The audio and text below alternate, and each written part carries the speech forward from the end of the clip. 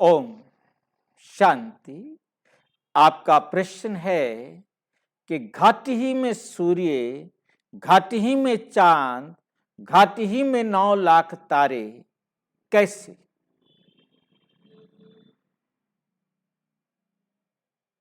बाबा ने हमें आज बहुत अच्छी तरह साकार मुरली में समझाया कि किस प्रकार से ये होते हैं। आगे हम कहते थे, नई दुनिया में रहते ही थोड़े हैं, आगे हम कहते थे घट ही में सूर्य, घट ही में चांद। नई दुनिया अर्थात जब परमपिता परमात्मा आकर सारी दुनिया को नरक से स्वर्ग बनाते हैं तो हम कहते थे कि थोड़े होते हैं। तो परमात्मा कहते जब मैं बनाता हूं तो सबसे पहले घट ही में सूर्य। घट माना घड़ा भी कहा जाता है, घट माना शरीर भी कहा जाता है, घट माना स्थान भी कहा जाता है।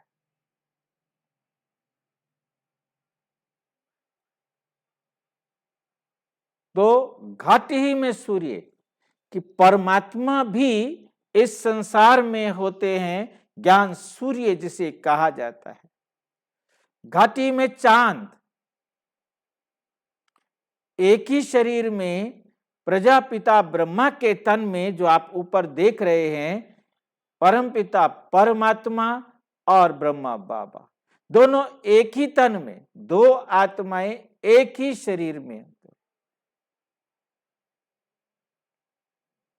तो परमपिता परमात्मा आकर के सारे संसार की आत्माओं को चंद्रमा ब्रह्मा बाबा के द्वारा क्या करते हैं? पुनः पावन बनाते हैं और विशेष सर्व आत्माओं को तो अडॉप्ट करते हैं। तो विशेष जो सबसे पहले अडॉप्ट होती हैं वो 9 लाख लक्की स्टार्स जो सतयुग के आदि रचना बनते हैं। इस बात को समझाया कि घट में सूर्य इस समय है, संगम के समय पर।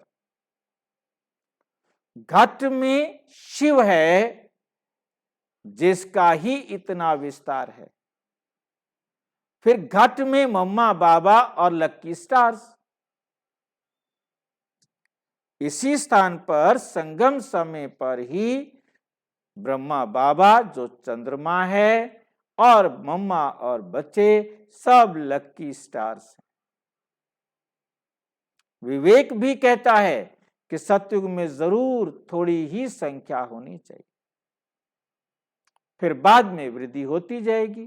त्रेता सतयुग के अंत तक 2 करोड़, त्रेता के अंत तक 33 करोड़ और उसके बाद द्वापुर के अंत तक 100 करोड़ और कलयुग के अंत तक सारी आत्माएं नीचे आ जाती हैं। फिर परमात्मा आते हैं, फिर बनते हैं घट ही में सूर्य, घट ही में चांद, घट ही में 9 लाख तारे। कैसे और कब? संगम पर, जब परम पिता परमात्मा परम धाम से इस पृथ्वी पर आए।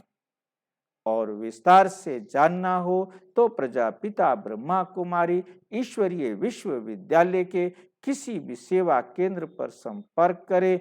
और यदि कोई प्रश्न हो तो 9213106986 पर केवल टेलीग्राम करें। 9650692270 पर केवल टेलीग्राम करें, फोन नहीं।